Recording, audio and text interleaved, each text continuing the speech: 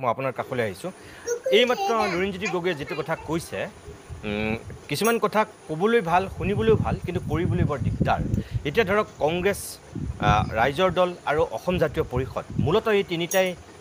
বিশেষত আগন্তুক নিৰ্বাচনত যদি একেলগে খেলে এই তিনিটা শক্তি মূল শক্তি আৰু তাৰপিছত বাওঁপন্থীসকল থাকিব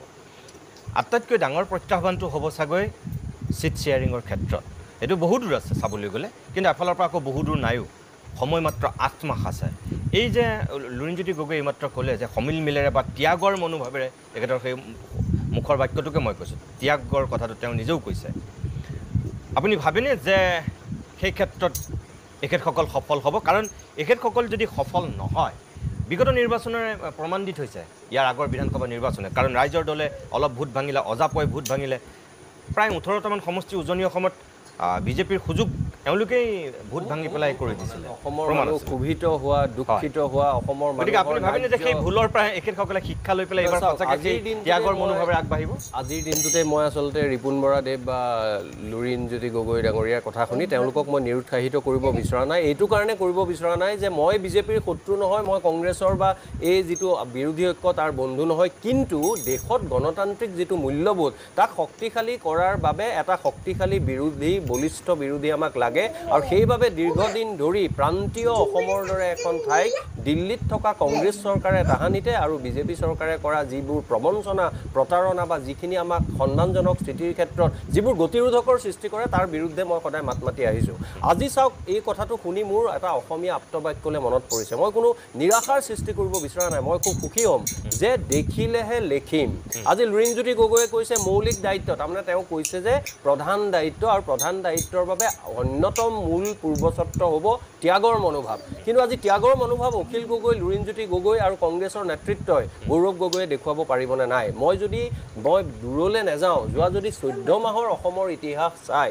2024 চনৰ আৰম্ভণিৰ পৰা চাই বা যেতিয়া কংগ্ৰেছ দলে সিদ্ধান্ত ল'লে যে গৌৰৱ গগৈয়ে যোৰহাটৰ পৰা নিৰ্বাচন খেলিব কোনো এটা বংগমূলীয় ইছলাম ধৰ্মাৱলম্বী মানুহে দবদপাই থকা সমষ্টিৰ পৰা নেখেলে এইবোৰ কথা ক'বলৈ মই খুব বেয়া পাওঁ আচলতে 1971 চনৰ 25 মাৰ্চৰ আগতে অহা সকলো মানুহক লৈ আমি এখন সুন্দৰ অসম গঢ়াৰ সপোন দেখিব লাগে তাত হিন্দু মুছলমান কোন খিলঞ্জীয়া কোন অখিলঞ্জীয়া এইবোৰ বিতৰ্ক আমি কৰিব নালাগে কিন্তু সেইবোৰে আমি দেখি আহিছোঁ আমি তেতিয়া কি দেখিলোঁ চাওক দুটা কথা আছে আজি মই লুৰিণজ্যোতি গগৈ অখিল গগৈ হয়তো থাকিব মই তেওঁলোকক স্পষ্টভাৱে কওঁ যে গৌৰৱ গগৈ যোৰহাট নিৰ্বাচনৰ জিকাৰ আঁৰত এটা ডাঙৰ ইতিহাস আছে যে এখন চৰকাৰে সৰ্বশক্তিমান চৰকাৰ এজন অতি কৰ্মোদ্যমী মুখ্যমন্ত্ৰী তেওঁ নিজেও দাবী কৰে বহু মানুহে কয় বহু কাম কৰিবলৈ সক্ষমো হৈছে বহু কাম আমি ভাল পাইছোঁ বহু কাম আমি বেয়াও পাইছোঁ তেনে সময়ত সেইজন মুখ্যমন্ত্ৰীয়ে তেওঁ বিশ্বস্ত বহুকেইজন মন্ত্ৰীক তাত ৰখাৰ পিছতো যোৰহাট সমষ্টি য'ত তথাকথিত বা আমি যিটো খিলঞ্জীয়া মানুহ বুলি কওঁ তেওঁলোকৰ আধিপত্য থকা এটা সমষ্টিৰ 9টা বিধানসভা সমষ্টিত গৌৰৱ গগৈয়ে ভাল ফলাফল দেখুৱালে এইটো আটাইতকৈ যোগাত্মক কথা যে ইমান 2014 চনৰ পৰা কেন্দ্ৰত 2016 চনৰ পৰা অসমত বিজেপি চৰকাৰে তেওঁলোকৰ শাসনভাৰ চলাই থকা সময়ত যোৰহাট সমষ্টিয়ে সমগ্ৰ অসমৰ গণতান্ত্ৰিক ঐক্য শক্তিশালী কৰা মানুহক এটা আশাৰ বতৰা দিলে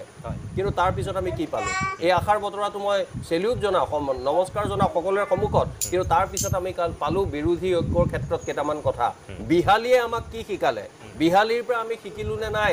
এগৰাকী মানুহ যি দলত যোগদান কৰা নাই কিন্তু গৌৰৱ গগৈ তেওঁ যিহেতু কিছু মানুহে কয় বিহ ঢালিলে আৰু তেওঁ যে অকণমান অহংকাৰী বা তেওঁ যে অকণমান গৰ্ব আছে বা তেওঁ যে সকলোৰে লগত মিলিব মিচিব নিবিচাৰে মই যোৱা 6 মাহত 3-4বাৰমান দিল্লীলৈ যাওঁতে আপোনালোকৰ সাংবাদিককে আদি কৰি বিভিন্ন সাংবাদিকে আহি মোক সেইটো কথা কয় আজি মই একদম মুকলিকৈ কৈছোঁ যে পবিত্ৰ মাৰ্ঘেৰিটাক যদি লগ পাব বিচাৰে দাদা যামনে বাইট এটা ল'বলৈ আহিবা চাহ খাই যাবা ভাতো খাই যাবা মই গৌৰৱ গগৈ কোৱা নাই যে সকলোকে চাহ খুৱাওক ভাত খুৱাওক কিন্তু মানুহে আপোনাক পাবলৈ ইমান অসুবিধা হয় কিয় মই সন্মান সহকাৰে কৈছোঁ মই ৰুচিশীল এটা জাতীয়তাবোধত বিশ্বাস কৰোঁ গৌৰৱ গগৈয়ে যোৱা 3 মাহত দুবাৰকৈ মোৰ ঘৰলৈ আহিব বিচাৰিছিল কিন্তু মোৰ পৰিবাৰৰ মানে ভৰিত দুখ পোৱাৰ বাবে মই তেওঁক